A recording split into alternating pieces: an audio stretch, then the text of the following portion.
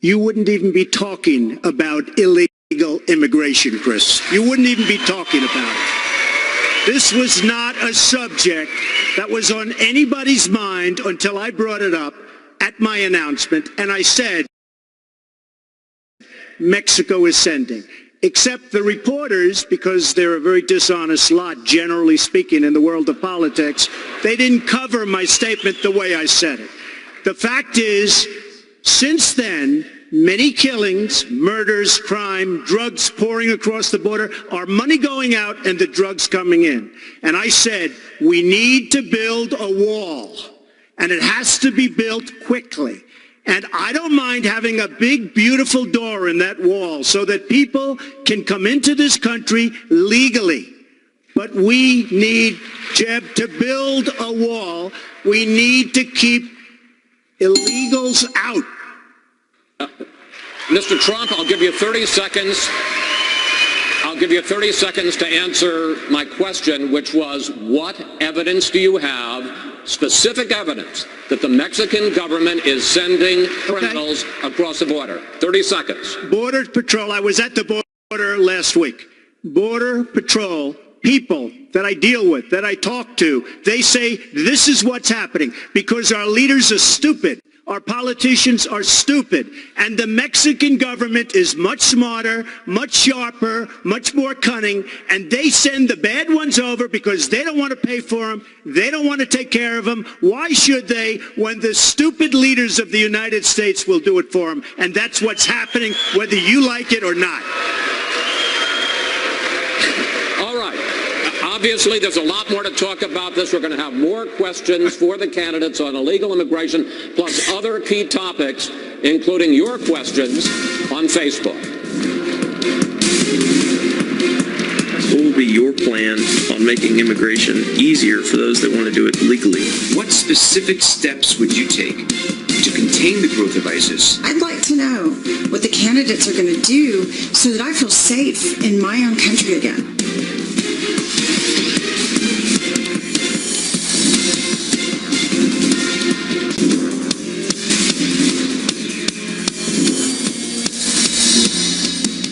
Welcome back to Fox News Facebook Republican Debate Night. We're going to continue the questions now on illegal immigration. We kind of ended with a cliffhanger there, so let's continue the conversation. Governor Kasich, I know you don't like to talk about Donald Trump, but I do want to ask you about the merit of what he just said.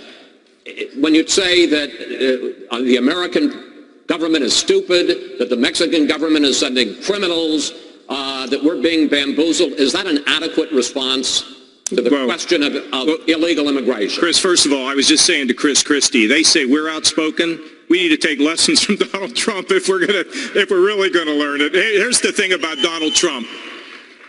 Donald Trump's hitting a nerve in this country. He is. He's hitting a nerve. People are frustrated. They're fed up. They don't think the government is working for them. And for people that want to just tune him out, they're making a mistake. Now, he's got his solutions. Some of us have other solutions. You know, look, I balanced the federal budget as one of the chief architects when I was in Washington. Hadn't been done since. I was a military reformer. I took the state of Ohio from an $8 billion hole and a 350,000 job loss to a $2 billion surplus and a gain of 350,000 jobs. Respectfully, can we talk about illegal immigration? But the point is that we all have solutions. Mr. Trump is touching a nerve because people want the wall to be built. They want to see an end to illegal immigration. They want to see it, and we all do.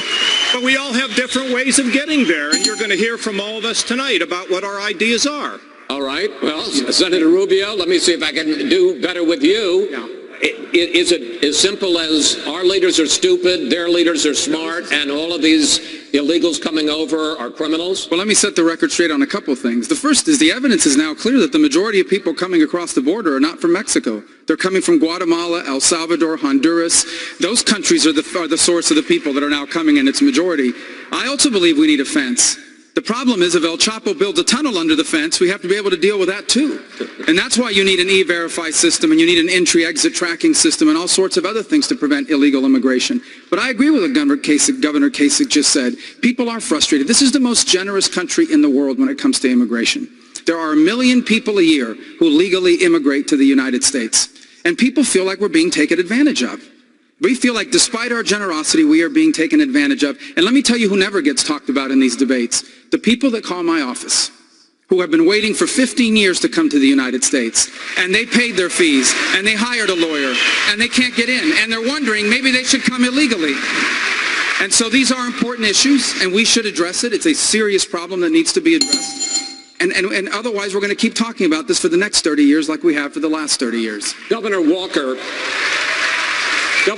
from 2002 till as recently as 2013, just 2 years ago, you supported comprehensive immigration reform, including a path to citizenship. Now you say that was a quick reaction to something you hadn't really thought about and that you've changed your mind. Other than politics, could you explain why in the last 2 years you've changed your position on a path to citizenship, and are there other past positions that we shouldn't hold you to? Yeah, well, Chris, I actually said it at your show earlier this year. Yes, I said, I acknowledge that. I said I actually listened to the American people, and I think people across America want a leader who's actually going to listen to them. I talked to border state governors and other elected officials. I looked at how this president, particularly through last November, messed up the immigration system in this country. Most importantly, I listened to the people of America. I believe we need to secure the border. I've been to the border with Governor Abbott in Texas and others, seeing the problems that they have there. There's international criminal organizations penetrating our southern-based borders, and we need to do something about it. Secure the border, enforce the law, no amnesty, and go forward with a legal immigration system that gives priority to American working families and wages. Senator Cruz, some 1,400 people submitted questions on this very hot topic of illegal immigration on Facebook, and a number of them were about the murder of Kate Steinle in San Francisco, allegedly shot down by an illegal. Doug Betancourt sent this question: will you support Kate Steinle's law, which would impose a mandatory 5-year prison term for an illegal who's deported and then returns to this country, and will you defund sanctuary cities for violating federal law? Chris, absolutely yes. And not only will I support it, I have authored Kate's law in the United States Senate and filed that legislation. I tried to get the Senate to vote to pass Kate's law on the floor of the Senate just 1 week ago, and the leader of our own party blocked a vote on Kate's law.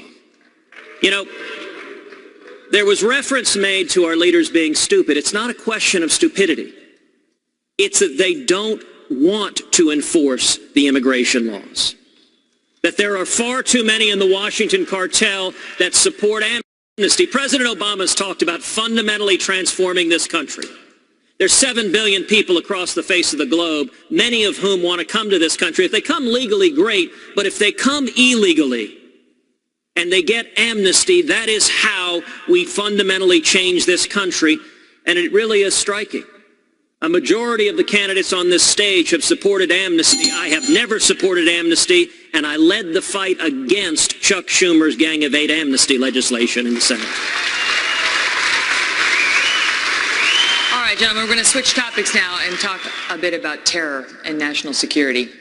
Governor Christie, you've said that Senator Paul's opposition to the NSA's collection of phone records has made the United States weaker and more vulnerable, even going so far as to say that he should be called before Congress to answer for it if we should be hit by another terrorist attack. Do you really believe you can assign blame to Senator Paul just for opposing the bulk collection of people's phone records in the event of a terrorist attack? Yes, I do. And I'll tell you why. Because I'm the only person on this stage who's actually filed applications under the Patriot Act, who have gone before the federal, the Foreign Intelligence Service Court, who has prosecuted and investigated and jailed terrorists in this country after September 11th. I was appointed U.S. Attorney by President Bush on September 10th, 2001, and the world changed enormously the next day. And it happened in my state. This is not theoretical to me. I went to the funerals. We lost friends of ours in the Trade Center that day. My own wife was 2 blocks from the Trade Center that day at her office, having gone through it that morning. When you actually have to be responsible for doing this, you can do it, and we did it for 7 years in my office, respecting civil liberties and protecting the homeland. And I will make no apologies ever for protecting the lives and the safety of the American people. We have to give more tools to our folks to be able to do that, not fewer, and then trust those people and oversee them to do it the right way. As president, that is exactly what I'll do. Megan, may I respond? Go ahead, sir. I want to collect more records from terrorists, but less records from innocent Americans. The Fourth Amendment was what we fought the revolution over. John Adams said it was the spark that led to our war for independence. And I'm proud of standing for the Bill of Rights, and I will continue to stand for the Bill of Rights. And Megan, that's a completely ridiculous answer. I want to collect more records from terrorists, but less records from other people. How are you supposed to know, Megan? Use the Fourth Amendment. How are you supposed Use to? The Fourth no, I'll Amendment. tell you how you. Get a warrant. Let me tell you something. Get a judge to sign a warrant. Senator. Go ahead, wait, Governor Christie, make your point. Listen, Senator, when you're sitting in a subcommittee just blowing hot air about this, you can say things like that. When you're responsible for protecting the lives of the American people, then what you need to do is to make sure that you use the system the way it's supposed to work. Here's the problem, Governor. You fundamentally misunderstand the Bill of Rights. Every time you did a case, you got a warrant from a judge. I'm talking about searches without warrants, indiscriminately of all Americans' records, and that's what I fought to end. I don't trust President Obama with our records. I know you gave him a big hug, and if you want to give him a big hug again, go right ahead. Go ahead, Governor.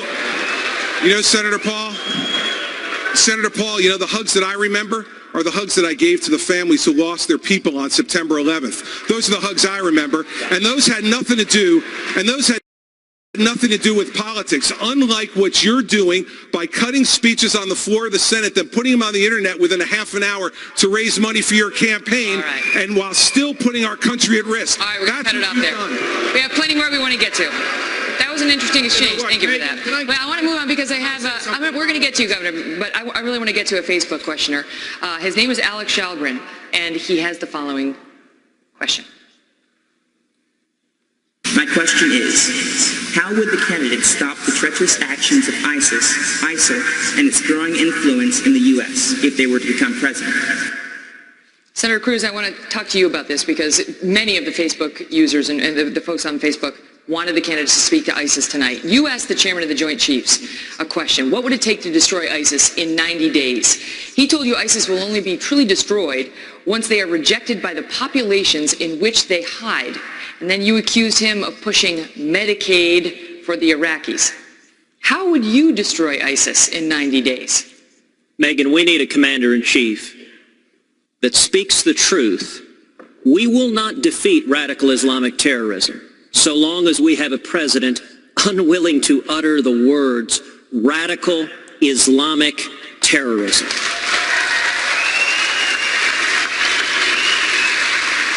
When I asked General Dempsey, the chairman of the Joint Chiefs, what would be required militarily to destroy ISIS, he said there is no military solution. We need to change the conditions on the ground so that young men are not in poverty and susceptible to radicalization.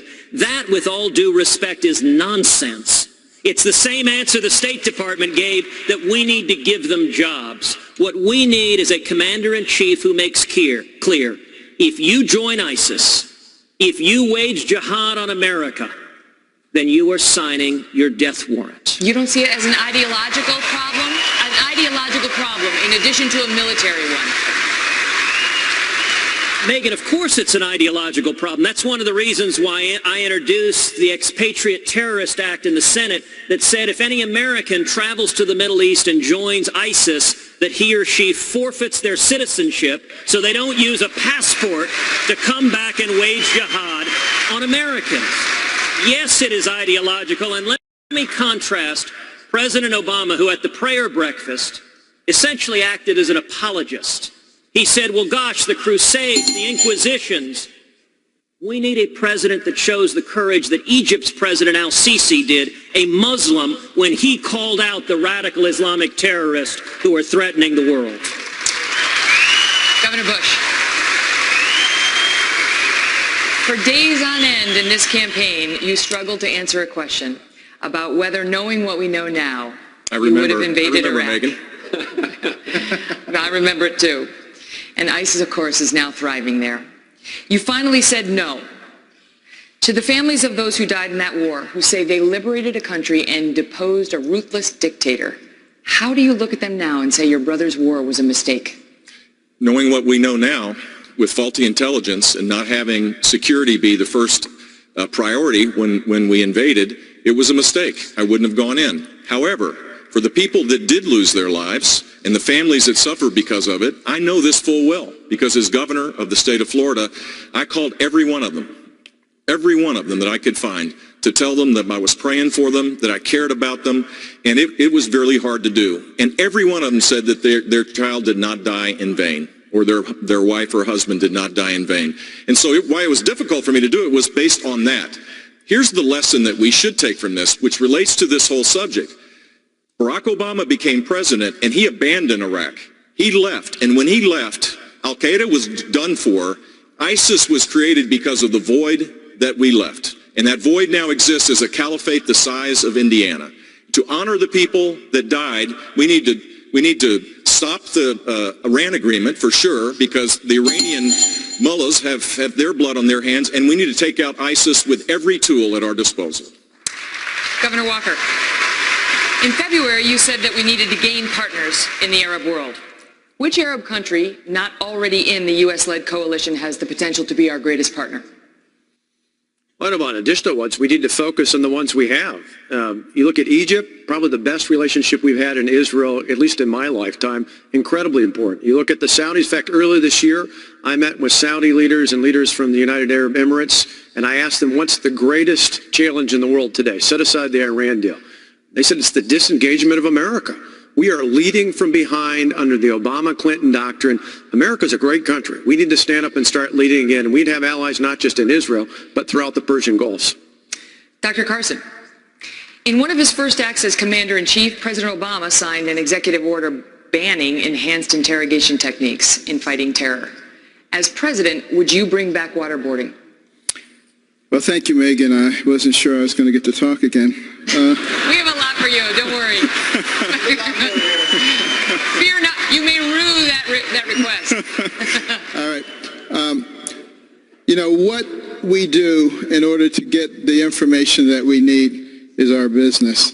And I wouldn't necessarily be broadcasting to everybody what we're going to do. You know, we've gotten into this mindset of fighting politically correct wars. There is no such thing as a politically correct war. And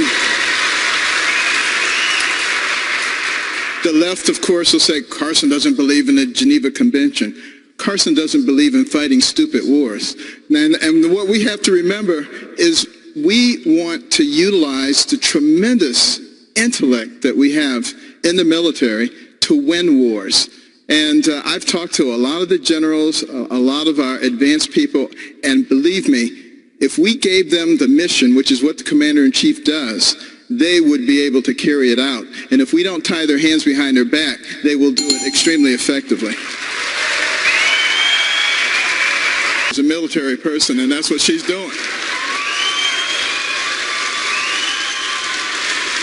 Gentlemen, we're going to turn now to the subject of the economy, jobs, and money, and the government. And Governor Bush, I'm going to start with you. You have made a bold promise in your announcement. You have promised 4% economic growth and 19 million new jobs if you were fortunate enough to serve 2 terms as president. That many jobs, 19 million, would be triple what your father and your brother accomplished together. And 4% growth, the last president to average that was Lyndon Johnson during the height of the Vietnam War. So, question, how on earth, specifically, would you pull that off? We've done it 27 times since World War II. I think we need to lift our spirits and have high, lofty expectations for this great country of ours. The new normal of 2% that the left is saying you can't do anything about is so dangerous for our country. There's 6 million people living in poverty today, more than when Barack Obama got elected. 6.5 million people are working part-time, most of whom want to work full-time. We've created rules and taxes on top of every aspiration of people, and the net result is we're not growing fast, income's not growing. A 4% growth strategy means you fix a convoluted tax code. You get in and you change every aspect of regulations that are job killers. You get rid of Obamacare and replace it with something that doesn't suppress wages and kill jobs. You embrace the energy revolution in our country. This president and Hillary Clinton, who can't even say she's for the XL pipeline even after she's left, give me a break. Of course we're for it. We should be for these things to create high sustained economic growth. And frankly, fixing our immigration system and turning it into an economic driver is part of this as well. We can do this. Governor Walker, when you ran for governor of Wisconsin back in 2010, you promised that you would create 250,000 jobs in your first term, first 4 years. In fact, Wisconsin added barely half that and ranked 35th in the country in job growth. Now you're running for president and you're promising an economic plan in which everyone will earn a piece of the American dream. Given your record in Wisconsin, why should voters believe you? Well, the voters in Wisconsin elected me last year for the third time because they wanted someone who aimed high, not aimed low. Before I came in, the unemployment rate was over 8%. It's now down to 4.6%. We've more than made up for the jobs that were lost during the recession. And the rate in which people are working is almost 5 points higher than it is nationally. You know, people like Hillary Clinton think you grow the economy by growing Washington. One report last year showed that 6 of the top 10 wealthiest counties in America were in or around Washington, D.C.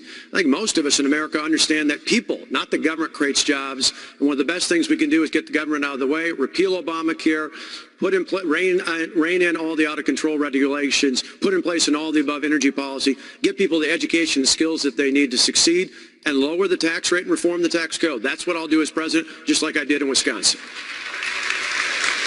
Governor Christie, I want to engage you and Governor Huckabee in a subject that is a big issue in both of your campaigns, and that is entitlement reform. You say that to save the system, you want to raise the retirement age, have to raise the retirement age, and to cut benefits for Social Security and Medicare. And you say that some of the candidates here on the stage are lying. Governor Huckabee says he can save Social Security and Medicare without doing any of that. Is he lying? No, he's not lying. He's just wrong. I mean, so there's a difference. Listen, I'm the only guy on this stage who's put out a detailed 12-point plan on entitlement reform, and here's why. Because 71% of federal spending right now is on entitlements and debt service. 71%. And we have spent the last hour and 5 minutes talking about the other 29% and no time on the 71%. And that makes no sense. Now, let me tell you exactly what we would do on Social Security. Yes, we'd raise the retirement age 2 years and phase it in over 25 years. That means we'd raise it 1 month a year for 25 years when we're all living longer and living better lives. Secondly, we would means test Social Security for those who are making over $200,000 a year in retirement income and who have $4 to $5 million in liquid assets saved. They don't need that Social Security check. Social Security is meant to be to make sure that no one who's worked hard and played by the rules and paid into the system grows old in poverty in America. If we don't deal with this problem, it will bankrupt our country or lead to massive tax increases, neither one that we want in this country. Governor Huckabee, you say that changing entitlements, the kind of thing that Governor Christie is talking about, would be breaking a promise to the American people. And you say that you can keep those programs, save Social Security, save Medicare without those kinds of reforms through a fair tax, which is a broad tax on consumption. Please explain to Governor Christie how that would work and how you could save these programs without the kind of painful reforms he says we need. Let's all be reminded 60 million Americans are on Social Security. 60 million. A third of those people depend on 90% of their income from Social Security. Nobody in this country is on Social Security because they made the decision when they were starting work at 14 that they wanted to trust some of their money with the government. The government took it out of their check whether they wanted them to or not. And if a person goes to 65, they're going to spend 51 years with the government reaching into their pocket at every paycheck. Now, here's the point. Whose fault is it that the system is screwed up? Is it the recipients or is it the government? And if Congress wants to mess with the retirement program, why don't we let them start by changing their retirement program and not have one instead of talking about getting rid of Social Security and Medicare that was robbed $700 billion to pay for Obamacare? It's always that the government figures that they can do this off the backs of people, many of whom are poor and depend on that money. And I just think it's fundamentally lying to the people and stealing from them, and we shouldn't be doing it. Chris. 30 seconds. Yeah, sure. I don't disagree with ending Congress's retirement program. I'm a governor. I don't have a retirement program in my state, and I don't disagree with that. But here's the news for the American people. He's complaining about the lying and stealing. The lying and stealing has already occurred. The trust fund is filled with IOUs. We can't fix the problem just by entering Congress's retirement. That's worth about this much. We need to go at the fundamental problem. And the fundamental problem is that this system is broken. It has been stolen from. We have been lied to. We need a strong leader to tell the truth and fix it. All right, this is it. 30 seconds finally. Well, you ask about how we fund it. One of the reasons that Social Security is in so much trouble is the only funding stream comes from people who get a wage. The people who get wages is declining dramatically. Most of the income in this country is made by people at the top who get dividends and capital gains. The fair tax transforms the process by which we fund Social Security and Medicare because the money paid at consumption is paid by everybody, including illegals, prostitutes, pimps, drug dealers, all the people that are freeloading off the system now. That's why it ought to be a transformed system. All right, enough. Mr. Trump. Getting a little R-rated. Mr. Trump, you talked a lot about how you are the person on this stage to grow the economy. I want to ask you about your business record. Trump corporations, casinos and hotels, have declared bankruptcy 4 times over the last quarter century. In 2011, you told Forbes magazine this: "I've used the laws of the country to my advantage." But at the same time, financial experts involved in those bankruptcies say that lenders to your companies lost billions of dollars. Question, sir, with that record, why should we trust you to run the nation's business? Because I have used the laws of this country, just like the greatest people that you read about every day in business have used the laws of this country, the chapter laws, to do a great job for my company, for myself, for my employees, for my family, etc. I have never gone bankrupt, by the way. I have never. But out of hundreds of deals, excuse me. That's your line, but your companies have gone bankrupt. What am I saying? Out of hundreds of deals that I've done, hundreds, on 4 occasions, I've taken advantage of the laws of this country, like other people. I'm not going to name their names because I'm not going to embarrass, but virtually every person that you read about on the front page of the business sections, they've used the law. The difference is when somebody else uses those laws, nobody writes about it. When I use it, they say, oh, Trump, Trump, Trump. The fact is, I built a net worth of more than $10 billion. I have a great, great company. I employ thousands of people, and I'm very proud of the job I did. Again, Chris, hundreds and hundreds of deals. 4 times I've taken advantage of the laws, and frankly, so has everybody else in my position. Well, sir, let's just talk about the latest example, which is Trump Entertainment Resorts, which went bankrupt in 2009. In that case alone, lenders to your company lost over $1 billion and more than 1,100 people were laid off. Well, is that the way that you run the country? Let me tell you about the lenders. First of all, these lenders aren't babies. These are total killers. These are not the nice, sweet little people that you think, okay? You know, I mean, you're living in a world of the make-believe, Chris. You want to know the truth. And I had the good sense to leave Atlantic City, which, by the way, Caesars just went bankrupt. Every company, Chris can tell you, every company virtually in Atlantic City went bankrupt. Every company. And let me just tell you, I had the good sense, and I've gotten a lot of credit in the financial pages. 7 years ago, I left Atlantic City before it totally cratered, and I made a lot of money in Atlantic City, and I'm very proud of it. I want to tell you that. Very, very proud of it. And by the way, this country right now owes $19 trillion, and they need somebody like me to straighten out that mess. Senator Rubio, more than 3,000 people sent us questions about the economy and jobs on Facebook. And here is a video question from Tanya Sialko from Philadelphia. Here she is. please describe one action you would do to make the economic environment more favorable for small businesses and entrepreneurs and anyone dreaming of opening their own business? That's a great question. Senator, how do you answer Tanya? That's a great question. First of all, it begins by having leaders that recognize that the economy we live in today is dramatically different from the one we had 5 years ago. It's an economy that now has placed us in global competition with dozens of other countries around the world. Now, the big companies that have connections with Washington, they can affect policies to help them. But the small companies like the one Tanya's talking about, they're the ones that are struggling. The first thing we need to do is we need to even out the tax code for small businesses so that we lower their tax rate to 25%, just as we need to lower it for all businesses. We need to have a regulatory budget in America that limits the amount of regulations on our economy. We need to repeal and replace Obamacare. And we need to improve higher education so that people can have access to the skills they need for 21st century jobs. And last but not least, we need to repeal Dodd-Frank. It is eviscerating small businesses and small banks. Over 40% of small and mid-sized banks that loan money to small businesses have been wiped out since Dodd-Frank has passed. We need to repeal and replace Dodd-Frank. We need to make America fair again for all businesses, but especially those being run by small business owners. Senator Rubio, thank you. Gentlemen, another question for a few of you. Just yesterday, President Obama criticized Republican lawmakers trying to block the Iran deal, calling them knee-jerk partisans, adding that hardliners in Iran who chant death to America were, quote, making common cause with the Republican caucus. Here's what two of your opponents on the 5 p.m. debate stage said about Iran.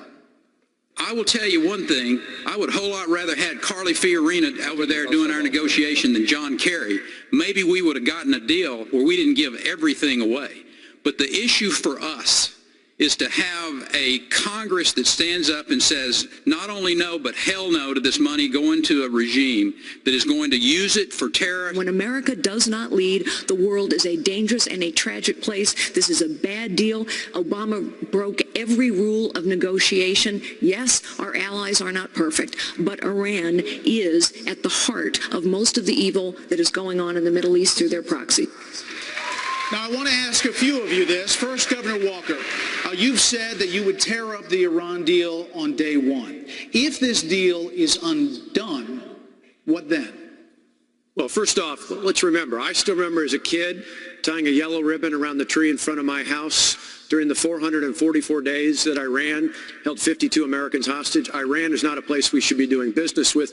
To me, you terminate the deal on day one. You reinstate the sanctions authorized by Congress. You go to Congress and put in place even more crippling sanctions in place, and then you convince our allies to do the same.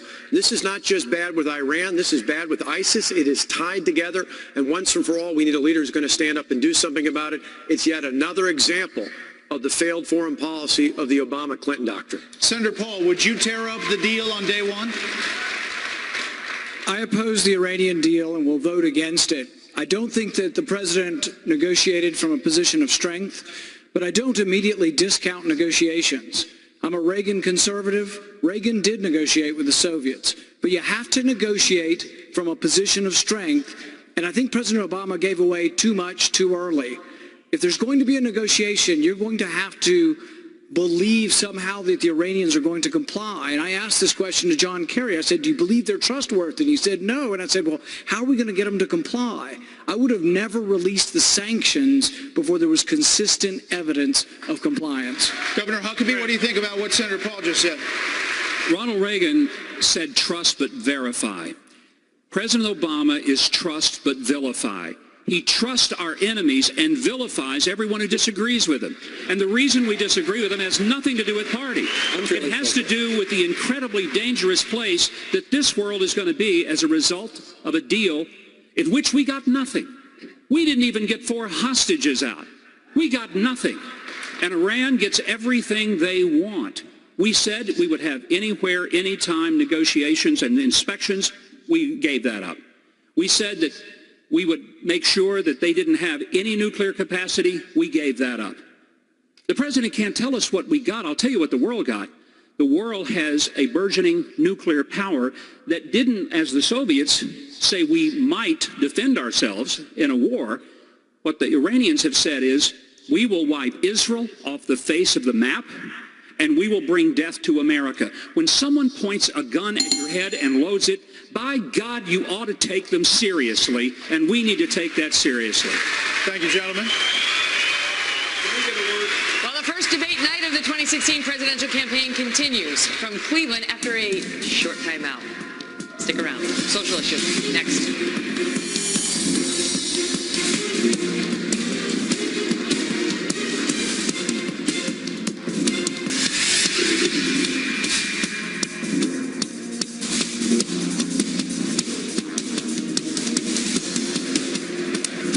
Welcome back, gentlemen. We're going to move on now to discuss some social issues across the board. Governor Bush, let's start with you. Many Republicans have been outraged recently by a series of videos on Planned Parenthood. You now say that you support ending federal funding for this organization. However, until late 2014, right before you started your campaign, you sat on the board of a Bloomberg charity that quite publicly gave tens of millions of dollars to Planned Parenthood while you were a director. How could you not know about these well-publicized donations? And if you did know, how could you help a charity so openly committed to abortion rights? I joined the Bloomberg Foundation because of Mike Bloomberg's shared commitment for meaningful education reform. That's why I was on it. We never had a debate about the budget. It was presented and we approved it, not item by item. Here's my record. As governor of the state of Florida, I defunded Planned Parenthood. I created a culture of life in our state. We were the only state to appropriate money for crisis pregnancy centers. We expanded dramatically the number of adoptions out of our foster care system. We did parental notification laws. We ended partial birth abortion. We did all of this, and we were the first state to do a Choose Life license plate. Now 29 states have done it, and tens of millions of dollars have gone to create a culture where more babies are adopted. But did you know? No, I didn't know, but it doesn't matter. I was working on this board because of the education. My record is clear. My record as a pro-life governor is not in dispute. I am completely pro-life, and I believe that we should have a culture of life. It's informed by my faith from beginning to end. And I did this not just as it related to unborn babies. I did it at the end-of-life issues as well. This is something that goes way beyond politics. And I hope one day that we get to the point where we respect life in its fullest form across the board. Senator Rubio, you favor a rape and incest exception to abortion bans. Cardinal Timothy Dolan of New York just said yesterday those exceptions are preposterous. He said they discriminate against an entire class of human beings. If you believe that life begins at conception, as you say you do, how do you justify ending a life just because it begins violently through no fault of the baby? Well, Megan, first of all, I'm not sure that that's a correct assessment of my record. I would go on to add that I believe all You don't favor a rape and an incest exception? I have never said that, and I have never advocated that. What I have advocated is that we pass law in this country that says all human life at every stage of its development is worthy of protection. In fact, I think that law already exists. It's called the Constitution of the United States. And let me go further. I believe that every single human being is entitled to the protection of our laws, whether they can vote or not, whether they can speak or not, whether they can hire a lawyer or not, whether they have a birth certificate or not. And I think future generations will look back at this history of our country and call us barbarians for murdering millions of babies who we never gave them a chance to live. Mr. Trump, in 1999, you said you were, quote, very pro-choice, even supporting partial birth abortion. You favored an assault weapons ban as well. In 2004, you said in most cases you identified as a Democrat. Even in this campaign, your critics say you often sound more like a Democrat than a Republican, calling several of your opponents on this stage things like clowns and puppets. When did you actually become a Republican?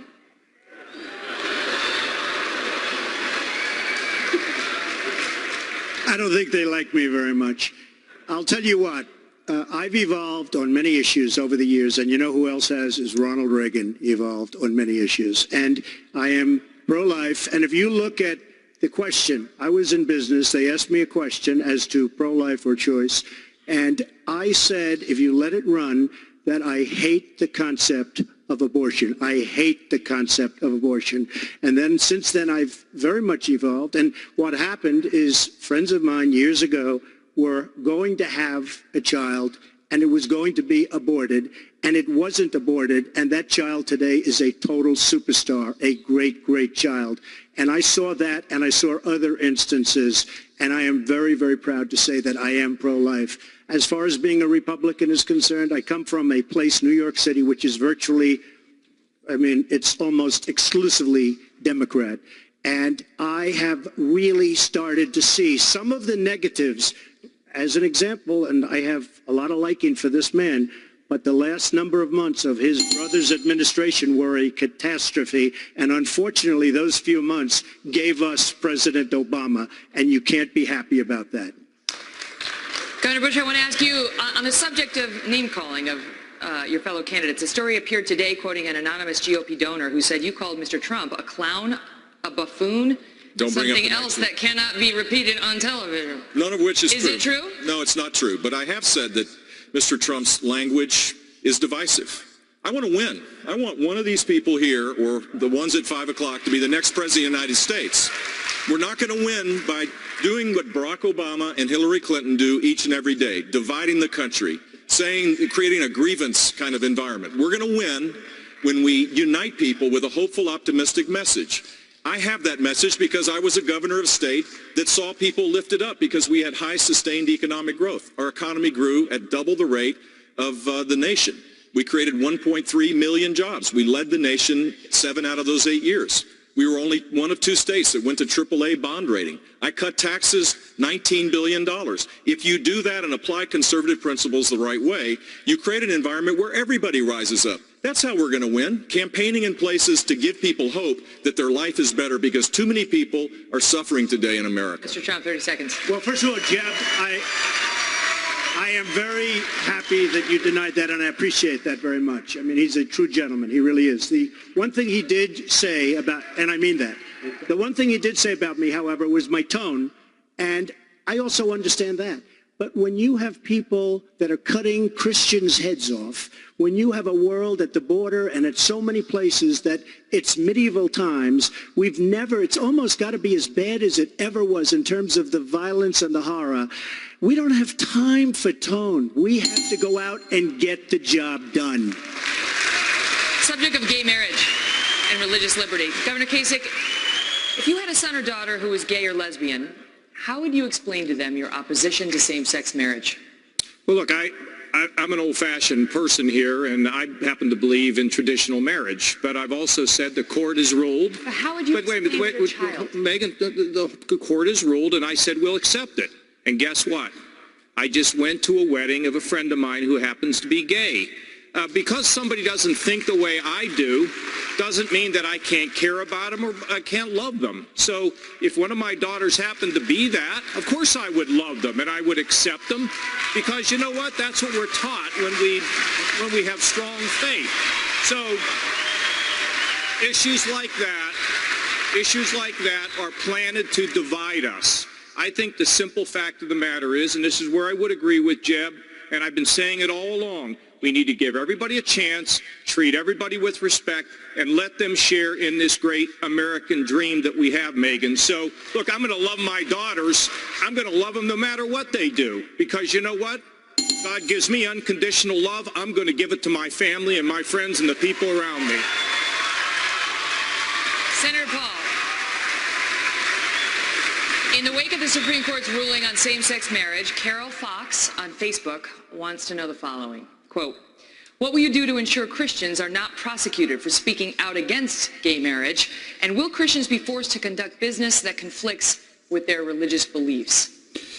Look, I don't want my marriage or my guns registered in Washington.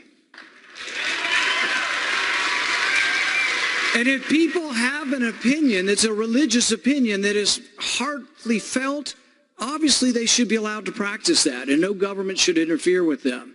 One of the things that really got to me was the thing in Houston where you had the government, the mayor, actually trying to get the sermons of ministers. When the government tries to invade the church to enforce its own opinion on marriage, that's when it's time to resist. Governor Walker,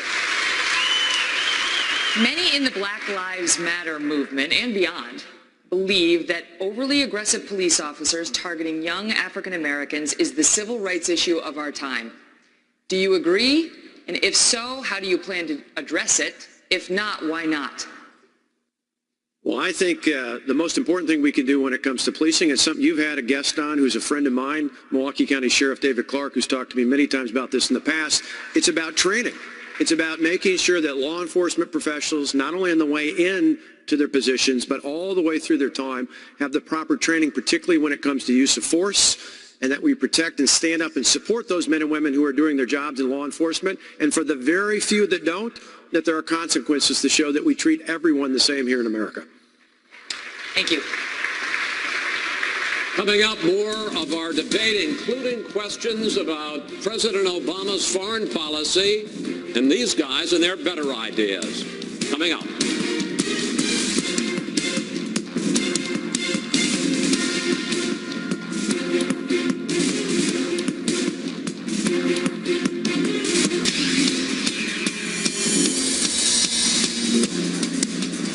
Welcome back to Cleveland. Our next topic is foreign policy. Candidates, you may not have seen the late developing news today. Our Fox Pentagon team broke earlier this evening about a top Iranian general traveling to Moscow to meet with Russian President Vladimir Putin. His name is General Qasem Soleimani. He's blamed for hundreds of U.S. troops' deaths in Iraq and Afghanistan. His trip to Russia appears to directly violate UN Security Council resolutions to confine him to Iran.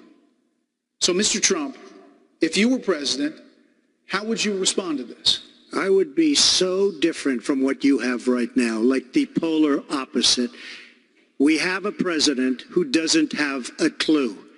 I would say he's incompetent, but I don't want to do that because that's not nice. But if you look at the deals we make, whether it's the nuclear deal with 24-hour periods, and by the way, before you get to the 24 hours, you have to go through a system.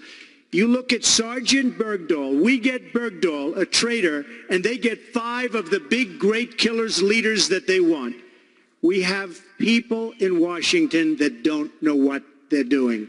Now, I agree. Now, with Iran, we're making a deal.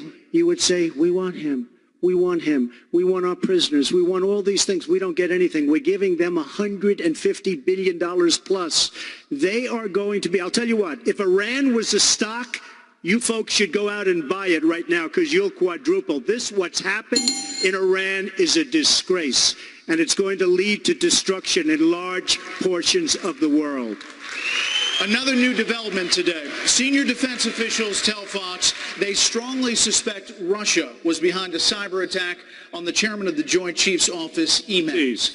This comes in the wake of the Director of National Intelligence blaming the Chinese for the largest ever cyber attack, stealing personal data of tens of millions of Americans.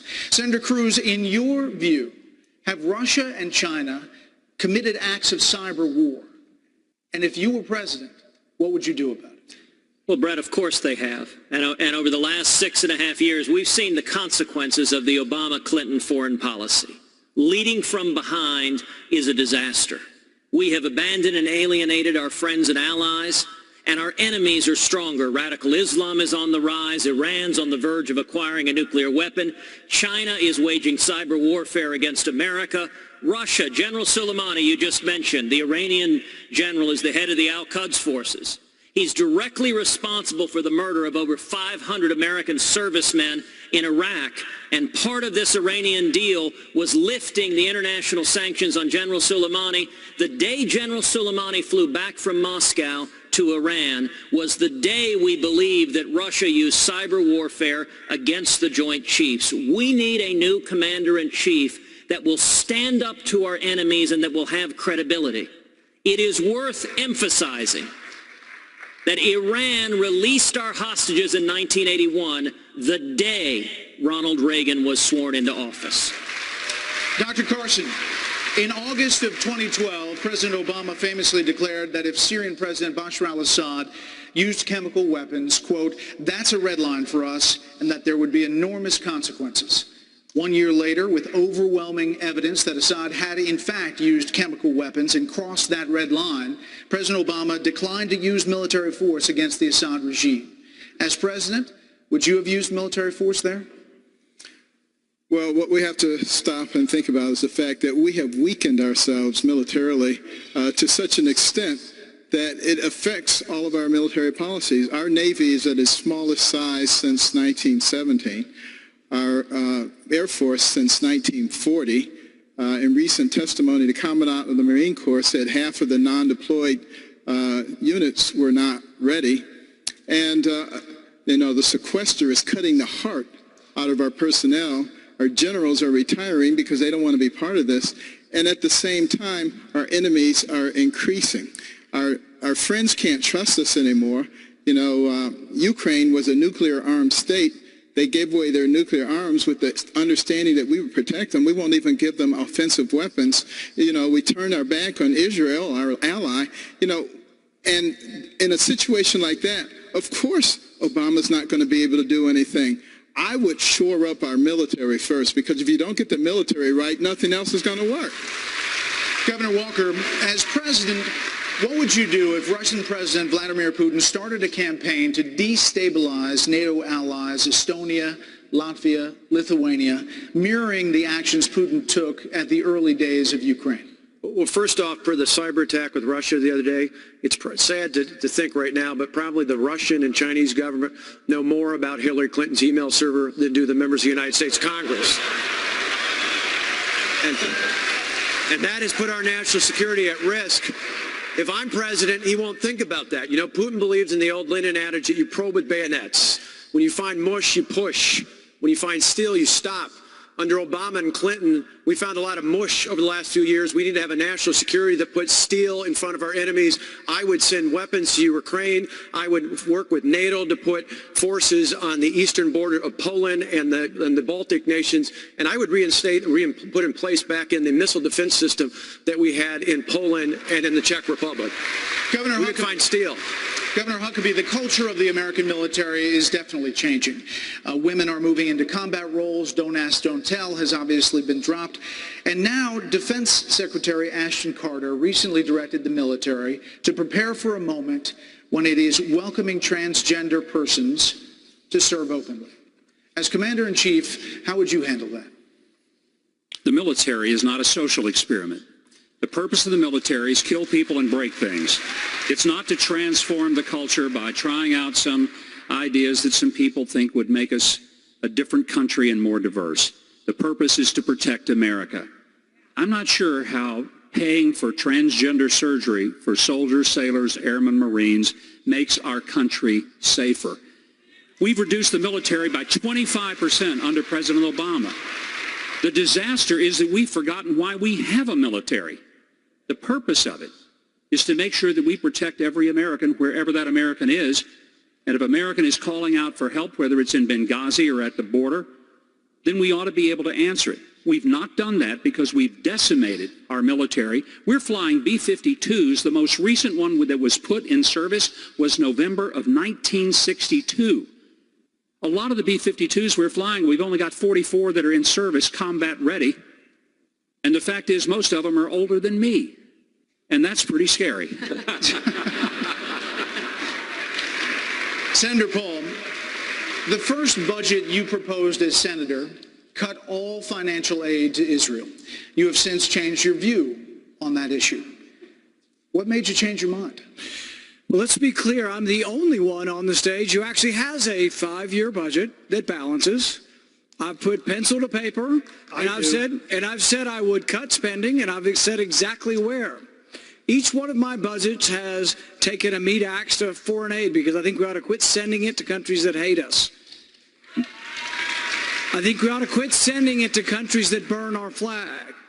Israel's not one of those, but even Benjamin Netanyahu said that ultimately they will be stronger when they're independent. My position is exactly the same.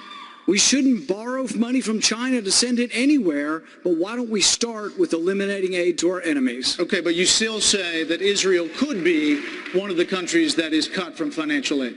I still say exactly what my original opinion is. Do you borrow money from China to send it to anyone? Out of your surplus, you can help your allies, and Israel is a great ally, and this is no particular animus of Israel. But what I will say, and I will say over and over again, we cannot give away money we don't have. We do not project power from bankruptcy court. We're borrowing $1 million a minute. It's got to stop somewhere. Governor Christie, what do you think of that answer?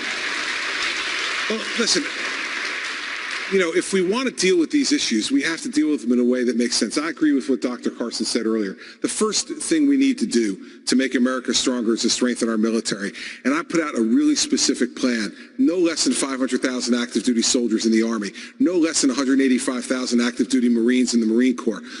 Bring us to a 350-ship Navy again and modernize the Ohio-class of submarines and bring our Air Force back to 2,600 aircraft that are ready to go. Those are the kind of things that are going to send a clear message around the world. Those are the things that we need to start working on immediately to make our country stronger and make it better. Those are the things that we need to be able to be doing. And as we move towards dealing with foreign aid, I don't disagree with Senator Paul's position that we shouldn't be funding our enemies, but I absolutely believe that Israel is a priority to be able to fund and keep them strong and safe after 8 years of this administration. Governor, thank you. Brett, can I jump in on this one? Senator, we're going to finish up with some more questions. Thank you. We have to stand you by because after the break, we're going to let the candidates make their closing statements, their final thoughts, and God. Stay tuned for that.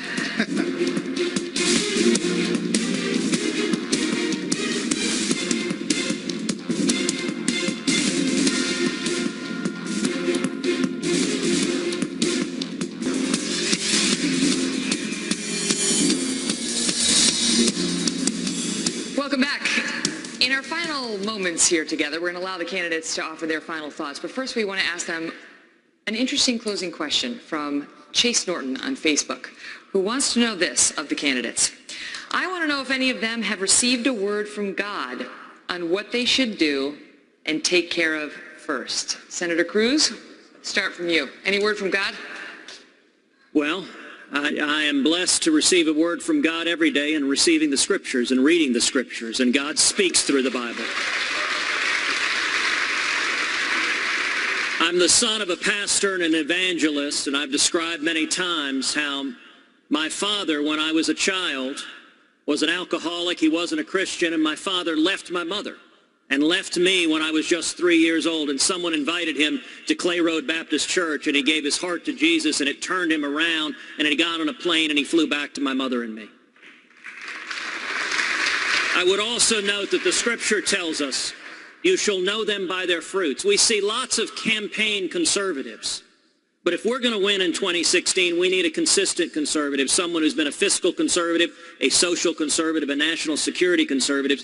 There are real differences among the candidates on issues like amnesty, like Obamacare, like religious liberty, like life and marriage. And I have been proud to fight and stand for religious liberty, to stand against Planned Parenthood, to defend life for my entire career. And I will be proud to continue to do so as President of the United States.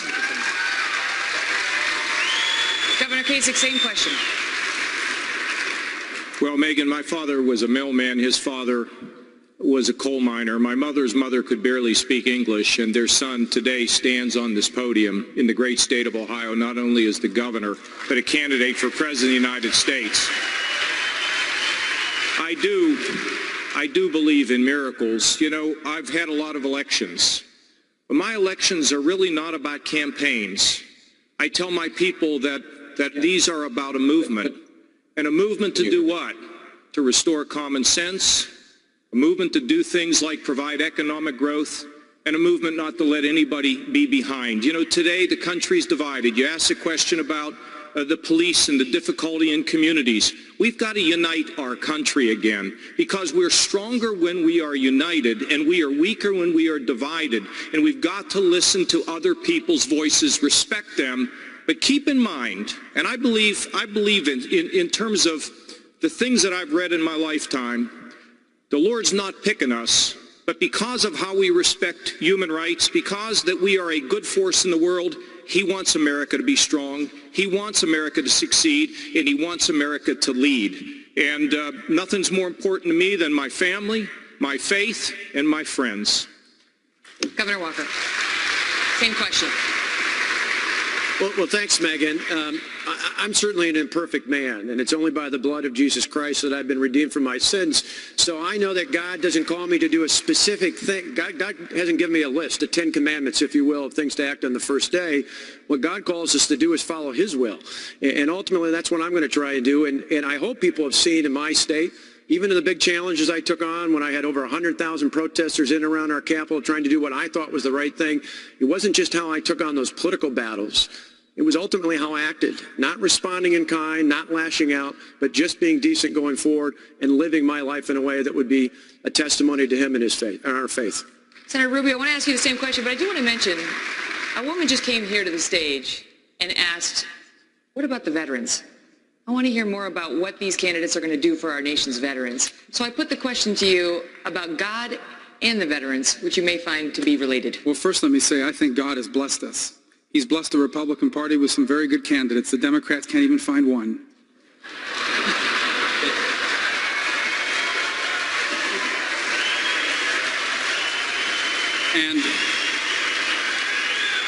And I believe God has blessed our country. This country's been extraordinarily blessed, and we have honored that blessing, and that's why God has continued to bless us. And he's blessed us with young men and women willing to risk their lives and sometimes die in uniform for the safety and security of our people. Unfortunately, today we have a VA that does not do enough for them. I am proud that last year we helped change the law. We changed the law to give the power to the VA secretary, the ability to fire any executive that isn't doing their job. And it is outrageous. They've only fired one person to date. When I'm president of the United States, we're going to have a VA that cares more about our veterans than about the bureaucrats who work at the VA.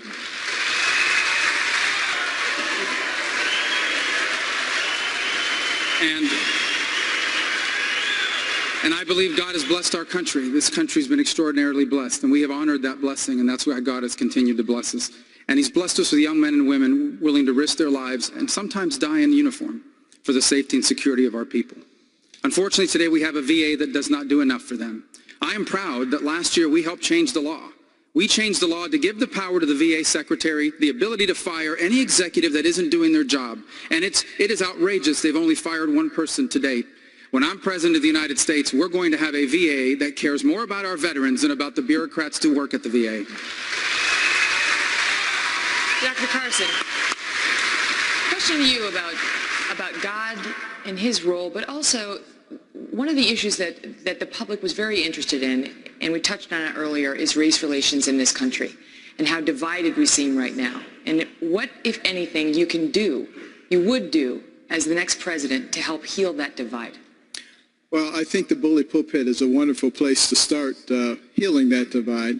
You know, we have the purveyors of hatred who take every single incident between people of two races and try to make a race war out of it and drive wedges into people. And this does not need to be done. What we need to think about instead, you know, I was asked by an NPR reporter once, why don't I talk about race that often? I said, it's because I'm a neurosurgeon. And she thought that was a strange response. And I said, you see, when I take someone to the operating room, I'm actually operating on the thing that makes them who they are. The skin doesn't make them who they are. The hair doesn't make them who they are. And it's time for us to move beyond that because, you know, our strength as a nation comes in our unity. We are the United States of America, not the divided states. And those who want to destroy us are trying to divide us, and we shouldn't let them do it. Thank you. Now, each candidate will make a closing statement. You'll all have 30 seconds to make a closing statement for this debate. We'll start with Ohio Governor John Kasich. You know, tonight we hear about what people want to do. I want to tell you what I've done.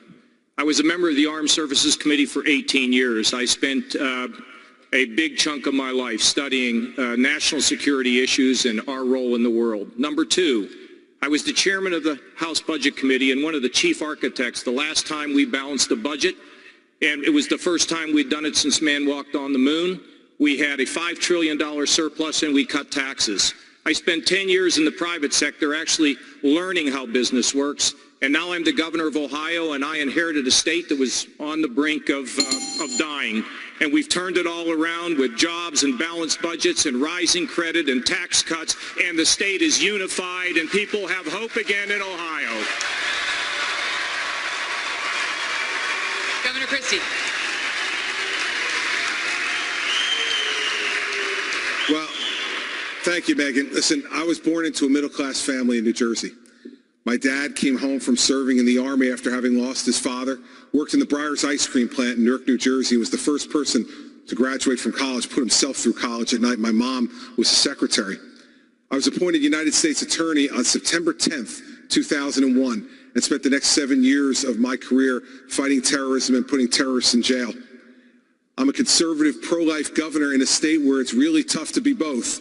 In a state like New Jersey with lots of Democrats, but still we cut taxes, we balanced budgets, we fought the teachers union. This president has had weak leadership, which has led to bad choices. We got to stop worrying about being loved and start worrying about being respected, and that's exactly how I'll lead our country.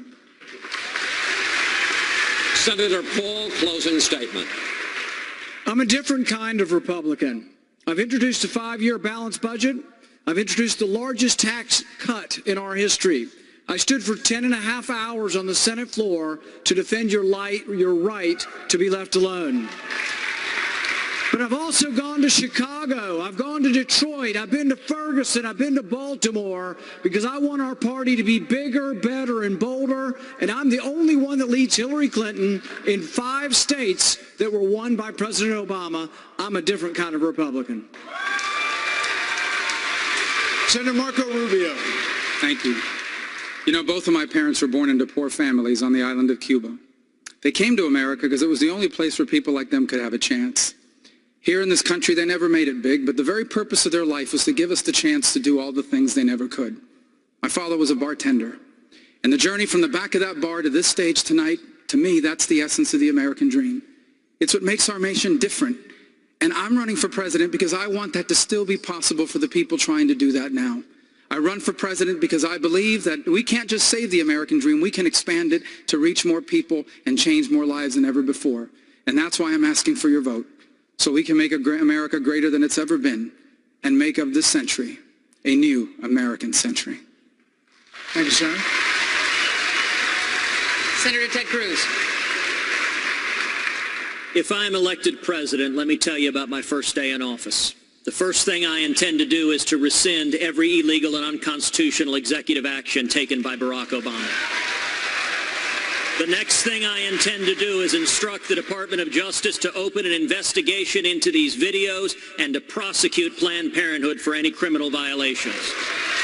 The next thing I intend to do is instruct the Department of Justice and the IRS to start persecuting religious liberty. I then intend to cancel the Iran deal and finally move the U.S. Embassy in Israel to Jerusalem. I will keep my word. My father fled Cuba, and I will fight to defend liberty because my family knows what it's like to lose it. Dr. Carson, closing statement. Well, I haven't said anything about me being the only one to do anything, so let me try that. I'm the only one to separate Siamese twins. The only one to operate on babies while they were still in the mother's womb. The only one to take out half of a brain, although you would think if you go to Washington that someone had beat me to it.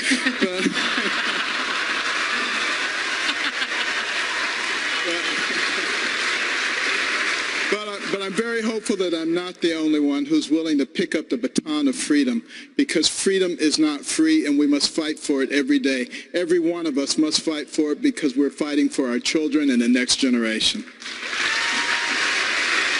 Governor Mike Huckabee, closing statement. It seems like this election has been a whole lot about a person who's very high in the polls, but doesn't have a clue about how to govern, a person who has been filled with scandals and who could not lead. And of course, I'm talking about Hillary Clinton.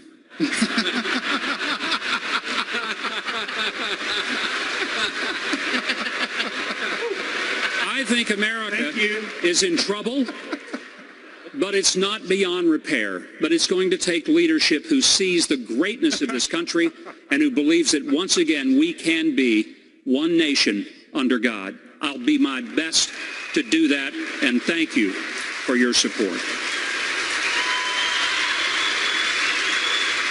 Governor Scott Walker. Thanks. I'm a guy with a wife and 2 kids and a Harley. One article called me aggressively normal. I ran for governor because I was worried about my kids' future. Then I took on the big government union bosses, and we won. They tried to recall me, and we won. They targeted us again, and we won. We balanced the budget, cut taxes, and turned our state around with big, bold reforms. It wasn't too late for Wisconsin, and it's not too late for America. That's why I asked for your vote. Governor Bush, closing statement, sir. Here's what I believe. I believe we're at the verge of the greatest time to be alive in this world. But Washington is holding us back. How we tax, how we regulate. We're not embracing the energy revolution in our midst, a broken immigration system that has been politicized rather than turning it into an economic driver. We're not protecting and preserving our entitlement system or reforming for the next generation. All these things languish while we have politicians in Washington using these as wedge issues. Here's my commitment to you, because I did it as Florida. We can fix these things. We can grow economically and restore America's leadership in the world so that everybody has a chance to rise up. I humbly ask for your vote whenever you're going to get to vote, whenever the primary is. Thank you all very much. Mr. Trump, closing statement, sir. Our country is in serious trouble. We don't win anymore. We don't beat China in trade. We don't beat Japan with their millions and millions of cars coming into this country in trade. We can't beat Mexico at the border or in trade. We can't do anything right. Our military has to be strengthened. Our vets have to be taken care of. We have to end Obamacare, and we have to make our country great again, and I will do that. Thank you. Thank you. Gentlemen, thank you. It's over. That's it. You relieved? You were nervous before? They don't look relieved. They like, get me out of here. Thank you all very much. And that will do it for the first Republican primary debate night of the 2016 presidential race. Our thanks to the candidates who will now be joined by their families on stage. But we're not done. The Kelly File starts in a moment. I'll be running over to the other set. But first, Brett, Chris, they're here with me. We're going to say hello to the candidates. But Dr. Carson, how you doing, Governor? Nice to see you. We're going to have a little chit-chat today. Great to see you guys.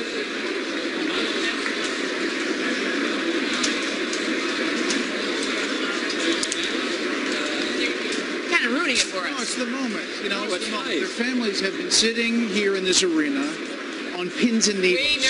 Way more nervous than these guys. Way more nervous. You know, waiting for every answer, waiting for everything, and now, you know, they get up, they get their hugs, they get their kisses. It's got to be a big relief. I mean, they're only human, right? Just to get this over with. Can I also say that at the risk of sounding Pollyanna-ish, I actually think all 10 candidates did quite well. Look at Senator Cruz. Oh, look at this. Look at Senator Cruz. but I think they all handled themselves well. I thought they all made their points. You know, they all had moments, Chris. They all had some moment on some issue, and they really ran the gamut as far as the different issues. We've been working in that cocoon for a long time. They were all very respectful. Here comes one of them now. Senator, thank you. Thank you, guys. I know this was thank you, Senator. Hi. Hey, great to see you. Thank you. 10 years ago. West Miami City Commissioners. Hello, Mrs. Rubio. How are you? If you can't hear at home, Senator Rubio's mocking Chris Wallace. That's fun. That's always it's always good for a laugh. That's good. Look at all these families up here. Well, listen. It's a nice moment because they duke it out, but then at the end, they're friendly. This has been fun. We're one down. One down. That is it for us. Governor Bush, good to see you. We are. We're still on. That's it for us. Kelly and File. Guess what? The Kelly File starts right now. Let's see if I make it. Tonight, Campaign 2016 is officially on, and the center of the political universe is right here, Cleveland, Ohio. In the 4 months since the first major presidential candidate declared, we have witnessed countless campaign stops, handshakes, interviews. Knowing what we know now, would you have authorized the invasion? And pointed political jabs. He's a joke on immigration. All of a sudden, we're in some sort of reality TV show. What he's done has made America weaker and more vulnerable.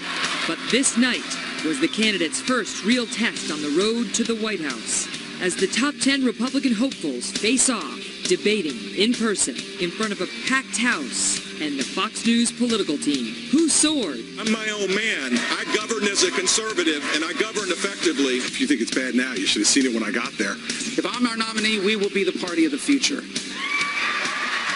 And who faltered. We're looking for you to raise your hand now. Raise your hand now if you won't make that pledge tonight. Mr. Trump. Who was the big surprise of the evening? Listen, Senator, you know, when you're sitting in a subcommittee just blowing hot air about this, you can say things like that. When you're responsible for protecting the lives of the American people, then what you need to do is to make sure that you use the system the way it's supposed to work. I know you gave him a big hug, and if you want to give him a big hug again, go right ahead. I think you're on the wrong side of this if you're still arguing for a single payer. I don't think you heard me. You're having a hard time tonight. All right, Frank Luntz is here with his panel of voters. Plus, we've got an all-star lineup for analysis, including Britt Hume, Charles Krauthammer, Bret Baier, Chris Wallace, Mark Thiessen, and Chris Stirewalt. Plus, what did Democrats think? DNC Chair Debbie Wasserman Schultz and Bill Burton are here live. The Kelly File starts right now. Hi, I'm Megyn Kelly. Now I'm over here. This is the Kelly File, everyone, live from Cleveland on what has been truly an electric and historic night. At the first major debate of the 2016 election cycle, and the night is not over yet. We're here in Spin Alley, and we have a jam-packed show planned for you tonight, complete with expert analysis, plus reaction from voters just like you. But we want to begin with the big picture. Who had all the right notes, and who did not? Britt Hume is our Fox News senior political analyst, and he's with me now. Britt, what'd you think? Well, I thought it was a fascinating debate. It was full of fireworks, and the audience, I think, added a lot to it. It struck me, the most eye-catching moment, I think, plainly, was the Christie dust-up with Rand Paul over national security and surveillance. As I watched it, it seemed to me that Christie had a comeback for everything, and he got much the best of it, but I can guarantee you, Megyn, that Rand Paul adherents or people who were worried about the surveillance thought he did better. So we'll see. The thing about an exchange like that, where Christie really went after Rand Paul, I think he may have damaged Rand Paul. The problem is that if you do that, you don't always look good doing it. So you may not be the beneficiary. That's one of the. I want to show the audience a little bit what you're talking about. Let's watch a clip. I'm proud of standing for the Bill of Rights, and I will continue to stand for the Bill of Rights. And Megyn, that's a completely ridiculous answer. I want to collect more records from terrorists, but less records from other people. How are you supposed to know, Megyn? Use the Fourth Amendment. How are you supposed to? Use the Fourth No, I'll Amendment. tell you how you. Get a warrant. Let me tell you something.